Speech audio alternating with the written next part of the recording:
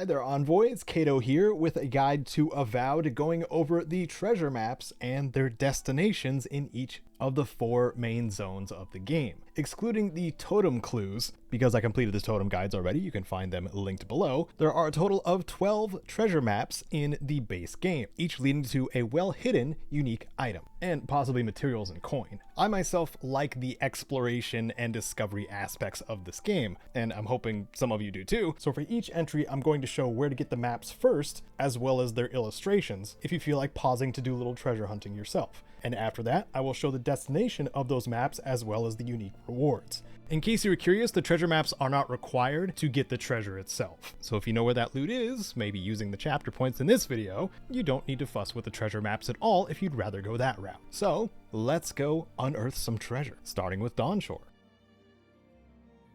We're going to start with the treasure map you probably see first when you enter Dawnshore in the beginning of the game, and this is known as the treasure map for the intimidating Feline Codpiece. The person selling this treasure map is Lena, the center of the 3 stalls in Claviger's Landing when you come right off the docks. Upon purchase, we get a little clue as to what the item is, and this one in particular says, "My husband spent a fortune on this Staelgar codpiece to spice things up in the bedroom. Now he's dead on account of a weak heart. I want nothing to do with this tasteless, though brutally effective garment, so I leave it to the gods to find a worthy bearer." In your search for this intimidating feline codpiece, this one is hidden in a little cave between the Watcher's Mirror and the Yellow Band's camp, on the eastern side of the Dawnshore map along the cliffs. And this is a spot where you should see some monstrous bones in the opposing cliff, which will tell you you're in the right spot. If you follow the ledge a little ways north, there should be a wooden barricade that you can break through with a charge ability, a spell, or a weapon, or an explosive if you're excessive, and inside you can loot Staelgar's Pride from the chest. This codpiece is obviously included in a full medium armor set, thank goodness, but still prominently displayed. Don't worry about that. And has the special effects Bloodied Fury, which casts Barbaric Shout when you're hit for 20% of your max health, and this is modified by your own Barbaric Shout if you've put points into it. And this armor also has Lesser Relentless, which gives a plus 5% stamina regen rate. This is of course armor geared towards melee types, since Barbaric Shout has a taunt effect, but if you are playing on harder difficulties, or are melee with a smaller HP pool, you might find this particularly useful. Our second treasure map in Dawnshore is in the lighthouse just west of Claviger's Landing. And you would think the tutorial island is over, but no, this serves as a parkour tutorial, with several rewards on your way up. But about midway up, after walking across a couple of thin planks, there's a skeletal corpse up here with a treasure map on it. This is the treasure map to Captain Henqua's spoils, with a message seemingly left by the former holder of this map. "I hate climbing. Captain Henqua must have been a sadist when it came to hiding treasure. Maybe the Vantage will help me find his plundered riches. Or maybe I'll just die of exhaustion on the way up. Whichever's quicker. Hey, that skeleton's loss is your gain. You didn't have to buy this one from them."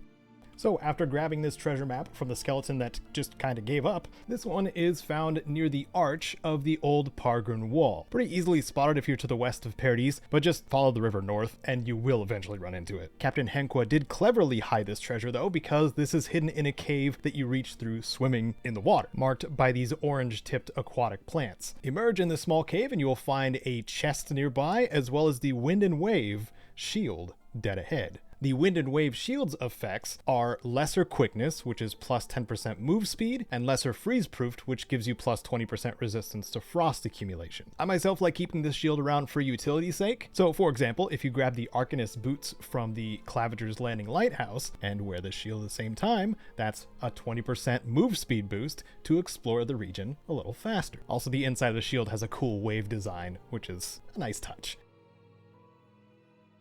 Now for the third map of Dawnshore, and this one is in the hands of Sansa of Sansa's Emporium. Once you have access to Paradis through the main story, you can head to Hightown and find the Emporium not far from the gazebo with the fountain in the middle. Sansa will sell you the map for Woedica's inheritance, which says, "Mighty Woedica visited me in a dream, commanding me to hide my old gloves and retire from the service to the Steel Garrote. A worthy soul will find them eventually. Reader, if you are that worthy soul, take my gloves and bring justice to the lawless. She demands it." A serious map for some serious treasure. and this is one I would call the most hidden of the three. Woedica's inheritance is found in a hidden chamber along the wall of Paradise, just south of the High Town Gate. Get up to the vine-covered corner in here to perhaps see a suspiciously door-shaped lack of vines. And along the wall next to the pink fungus on the right side here will be a button to open this passage. And inside this secret chamber you will find the gloves of the Strangler. These come with a unusually high item bonus of plus 3% critical hit chance and the lesser ambushing effect, which is plus 15% stealth attack damage. If you've been rocking the Blackwing gloves, I believe these ones are a little bit better. That's the treasures of Dawnshore in the bag. Let's move on. The first map we go for in Emerald Stair is Painter's Regret, and this is in the house, the Painter's house, that is the first one you see just north of the Emerald Stair entryway. If it's your first time here, the front entrance will be barred and there may also be enemies around, but the house can be easily accessed through the back patio door. And in here, upon the artist's easel, is the Painter's treasure map. Nearby, you can also find a journal that says, "There is no place for art in a living lands gone mad. Once this was a haven of free expression and research, but our voices have been silenced, our defiance stilled, the colors blended to obscurity. If you still have hope, find and carry my paintbrush. Perhaps you can succeed where I failed." Now we're on to the treasure map loot itself, the Painter's Regret treasure, and the illustration for this one gives us pretty much all that we need, showing a waterfall, a bridge, there's only so many of those, Fjord in the distance, and an X on the little cliff to the west of that waterfall. This is indeed the waterfall that is southwest of Fjord Messyverno, and that cliff can just be accessed by some clever jumping and climbing, or you can take the overgrown cave entrance to the right of the waterfall and walk past the waterfall on the inside to find a breakable wall that you can charge through or blow up. And the rock platforms will lead you up to the small campsite where this painter set up shop. And in the chest here, you will find the trinket known as the Painter's Brush, which has the effect known as a critical eye, which gives a plus 5% to critical hit chance, complementing the Strangler's gloves from the Dawnshore treasures, if crit chance is what you're going for. The second treasure map is in Fjord Messyverno, the centerpiece and main town of the Emerald Stair. When you enter Fjord and then take these stairs up on the left side, there'll be a quiet tea house here known as the Gifted Magpie. Actor Brewer in here is the one who will sell you the map called Treasure Map Practical Pockets. And the quite direct clue for this one says, "A good ranger is prepared for any challenge, but the best ranger has snacks on hand. Now that I have retired, I have no further need for my coat of many pockets. Use it in good health, though mind the crumbs and the smell of cheese." Being this is a former ranger's raiment, nailed it, it is only appropriate that this is nearby the ranger headquarters on the eastern side of the Emerald Stair map. This is the tall, crumbling tower that the rangers like to call home. Seeing as that is the dominant landmark in the image, what we're looking for is tucked into the cliffs just to the east near some evergreen trees. You'll know you're in the right spot when you can look down to a single chest waiting to be looted, and Hjilde's handy hide is yours. This is a unique set of light armor, which comes with the effect All Seasons, which gives a minus 10% to incoming fire, frost, and shock damage, and has a powerful effect called Survivor, which gives plus 40 to your maximum health. This also ended up being my transmog armor for quite a lot of play because it's practical, and pockets galore make a lot of sense when you collect a lot of stuff. Now for the sneakiest map with the sneakiest treasure in Emerald Stair. The treasure map for the Earthy Aegis is found in the Nakutetic grounds. This is the largest godless ruin in the Emerald Stair area southwest of Fjord Messyverno. If you go to the party camp here at Nakutetic, just south of the Otter crystal you use for camp is a smaller outbuilding with a hole in the wall a little ways up and a thick vine between these evergreen trees almost reaching it. It may take you a couple of tries to make the jump. Thankfully, these rock platforms nearby make it easier. But inside here is a chest that contains the treasure map for the Earthy Aegis, which has one of the more cryptic clues, and it also says, "Something is growing on my wooden shield. This is what I get for stealing from a Delimgon. I will hide the accursed thing until I find a suitable weed killer, or a good set of pruning shears." This one was tricky. I thought it was a river that was depicted, but I was wrong. This is Lake Lacuna that is depicted here, viewing the gateway to the Delimgon Glade to the west. But because the tree line's kind of weird, in the gameplay, it's kind of hard to see the godless ruin that's in the image. So if we go west to the godless gateway that is leading into the Delimgon Glade, the northern tower will have this large vine wrapping around it, large enough that you can walk on around the outside to peer into a hole in the wall to view the treasure chest we want to get into. While you're looking, you may also notice that there's a button nearby that will open up a door at the front that you can then enter after you go back around and loot the Earthy Aegis known as Nature's Ward from the sarcophagus in here. This is a classic Thorns effect. It comes with spiked brambles, which says blocking an enemy's melee attack deals damage to the attacker, and also comes with the purging effect, which has a 50% chance to remove the poison status.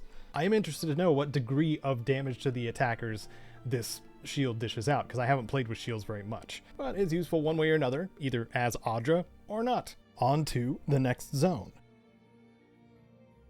Our first treasure map in the Shatterscarp region is the treasure map for Seafarer's Boots. If you are starting at the campsite just north of Thirdborn, and then going along the cliffs along the eastern edge of Thirdborn, you might come across a confused Orlin with his picnic blanket and supplies set out behind him. Resting next to the lantern here is the map for the Seafarer's Boots, which says, "These boots help me across a long sea journey. May they help you as well once you've found them." You didn't think I'd make it that easy, did you? The gods love a challenge, and I pray they delight in yours. If you've been around Shatterscarp a bit, the usage of red in this image will give it away, but this treasure is near the creek next to the mines on the northwestern side of the map. Follow the creek's runoff to the east to find this spiderweb covered rocky shelter with a skeletal corpse inside. You can take the Wavebinder boots off of this corpse. When equipped, these unique boots give a item bonus of plus 15 maximum essence and sure footing, which causes you to experience smaller hit reactions. So if you get staggered a lot, this may be helpful. If you like the vibe of these boots, there are other Wavebinder pieces to find in the Shatterscarp region. They are not related to treasure maps though, so let's move on to the next one of those. Before heading back to town, our next treasure map is not too far from the Sulphur Mines, and it is across the Deadfall Highlands to the east, and once connecting to the main road, you can follow it until you come across this cave. Ihaka here, the merchant of sorts inside this cave, will sell you the map for the Robe of the Arcane Cheater. The map says, and here I thought I was being clever, cheating on my exams at Braggin Hill by crafting a helpful robe. Then I got caught. That ugly bundle of rags cost me my education and my future as a scholar. Wasn't worth it in the end. From now on, I'll educate myself. Tough it out on my own as a wizard of the wild. Help yourself to the robe. I won't be needing it. Out of the 3 treasure maps in Shatterscarp, this one actually took me the longest to realize that I had walked by it multiple times. This is on the southern edge of the ancient lake bed that you've most likely passed on your way to Thirdborn. So you know the big salt crystal formation that you can't miss? Just look to the left of that, and that's what the map is depicting. You can then walk up the path on the left side to reach the treasure, and then drop down to this well-hidden stash where the chest lies that contains the robes of surpassing brilliance. For these so-called cheaters' robes, you don't have to worry about the downside because you might already be a scholar, but these robes provide powerful effects including overseeing, which increases the area of effect damage you deal by 15%, and innate talent, which raises your maximum essence by 40. If crowd control and a large essence pool are enticing to you, these are some great robes to have. But there is one more Shatterscarp treasure that might make you reconsider. The last of the Shatterscarp maps are found almost dead center of the Great Sand Sea. In fact, pointing this one out is pretty easy if you bring up your own map, because the campsite you were looking for is right where the word sea comes up in Great Sand Sea. So find this Sand Sea campsite, and one of the tents will contain a skeleton, a dead one, where you can pick up the treasure map for Dead Man's Mail. And the map reads, "After painstaking effort and a lifetime of grave robbery, I have invented the darkest pinnacle of necromancy, the armor of the dead for the living. Leather so fresh it recalls back to the flesh, Audra to pin the soul down, and unsightly corpse pants to complete the look. Only trouble is, the whole thing reeks of the grave, so I'll hide it away until the smell subsides." sides. Well, hopefully the smell has died down by now, because we're headed to retrieve it at the old Parkgrunnen ruins in Shark's Teeth, which is the northeastern section of the Shatterscarp map. A good starting spot is actually the campsite on the northern side in view of the entrance of Ringgrim's domain. You know, where all the macabre ice sculptures are. Travel a little ways west of that and it'll start to look familiar, like the image depicted on the map, with Togo's tower in the backdrop and the stone building on the right side with the collapsed entrance. If you go along the southern wall of this building, this broken pillar can be climbed to this old upper patio, and inside the chest, which is locked and might need 3 lockpicks to open, you shall be able to retrieve the Necropants. Now this is sort of the most revealing armor in the game because it is just a set of pants that are made of an Amawa's legs, but it does have a unique necromantic ability. These are poison proofed, which give a resistance to poison accumulation by 30%, but also allow you to summon a specter to fight for you with the Spectral Slave ability that they come with. So once these are equipped, your ability radial will have a new ability to summon a specter. This specter will deal a fair amount of damage, but what I consider to be the best part is you can give it scritches. Thank you, Obsidian, for knowing the definition of unique and making it weird. We've got the treasure maps covered of Shatterscarp. Now, on to the next region. The next 3 treasure maps are found in the 4th zone, Galawain's Tusks. And I know by this point you probably have some really great gear, but these still will scale up to the quality that you're carrying yourself. So even if you don't have a use for them, they will break down into components you can use. The first treasure map we're going for is at the Southern Warden Tower, and it is called My Trusty Shield, which is sold by Stockkeeper Eberk, who is often found standing right outside the Warden's post. After purchasing the treasure map for My Loyal Shield, it reads, "Many a time I have carried the shield into war, and what's that gotten me? I have survived to see no good come of my work. None of the prosperity I myself vowed would come ever did. No peace, only more war. So be it. The next time I go into battle, it will be without my loyal protector. Let it serve another." The destination of this treasure map is located northwest of the Southern Warden Tower, where we get the map in the first place. So if you follow the road until you reach this first godless ruin and continue a little ways further north to the next godless ruin right before the Outcast Tower camp, you'll see what looks like a godless bell tower jutting out of this rocky ruin with a smaller dome structure next to it. Going through the gap in the rocks will take you to a little passageway you need to climb up to reach this small dome. Once you're in, on the side of the table is a little switch, which opens another passage nearby into a much larger room than this place let on. The chest in here contains Time's Tarnish. This well-used bronze-colored shield has 2 decently powerful effects to protect its user, including Timeless Aegis, which gives blocking a 20% chance to refill 20 stamina, and Dull the Edge, Blunt the Point, which is a 10% passive chance to avoid melee damage. Since it doesn't say blocking here, I think that just means there's a 10% chance to avoid melee damage when this shield is equipped. A great tarnished shield that knows what its job is and does it well.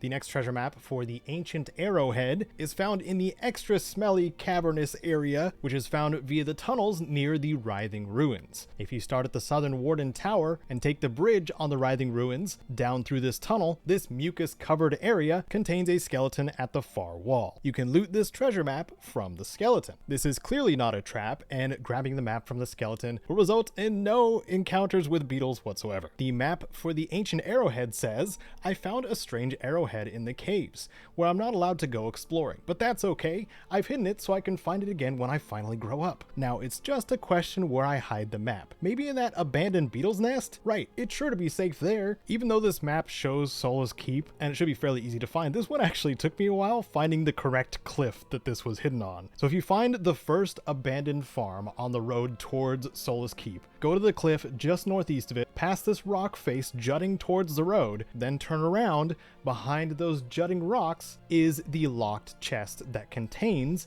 the arrowhead. 3 lockpicks required, but once you get it open, you will be able to loot Scout's Reach. And when equipped, the Scout's Reach trinket will increase your perception by 3. And in case you need a reminder, perception increases your critical hit chance and maximum range with ranged weapons. Our next map is purchased from one of the many merchants in Solace Keep. You know, one of the 3 landmarks that is very hard to miss here, and where the story sends you. Once you get into Solace Keep, you'll want to find Bulti, who is on the upper level on the southwest side, and is in charge of the Shrine of Woedica and selling maps, apparently. Bulti here will sell you the map for the Blade That Hungers. This map reads, ever since I found that dark blade, I have felt hungers that no food or drink can satisfy. Almost as if it longs to plunge itself into soft tissue and slash across vulnerable throats. Rather than continue to fight off its influence, I have buried the dagger before it buries me. This treasure can be found on the far northwestern side of the map, within the volcanic canyon, the Volcanion, within the Ash Forest. So if you start from the Ash Forest outpost and glance to the east, things may start to look a little familiar when it comes to the map's illustration. This will have you walking east towards the Living Archives, but after this rocky portal and cresting the hill with the dead trees, there will be a darkened gap in the rocks here, leading to a short passage that zigs and zags, ending with the chest that contains our treasure. The blade that hungers described in the map is a unique dagger known as the Umbral Needle, which has the effect of Greater Opening Strike, which is plus 15% damage against enemies with full health, and starts with the enchantment Vampir's Bite, which restores 2% of the damage you deal as health, aka lifesteal. If you choose to upgrade the enchantment, you can change it to Vampir's Feast, which increases the health steal to 4%, or Black Wind, which says killing an enemy with a special attack gives you plus 30% attack speed for 10 seconds. I don't want to tell you how to enchant this dagger, but lifesteal is pretty great. So now that we've found all the treasure maps and their treasures in the base game, which have you found the most useful? And which did you recycle into components to make your useful stuff better? Please leave a comment and let me know. If you want to find more cool stuff in Avowed, I did a Star Metal guide, as well as a Totem guide for Avowed, as well as other guides for Fallout and the Elder Scrolls. If you found this guide useful, entertaining, or both, please do whatever it is you see fit to show that, and among the ways you can is by supporting on Patreon, like the several treasures on screen now, including Wasteland legend Sven. Thank you so very much for watching. I'm Kato, and your expedition to the Living Lands awaits.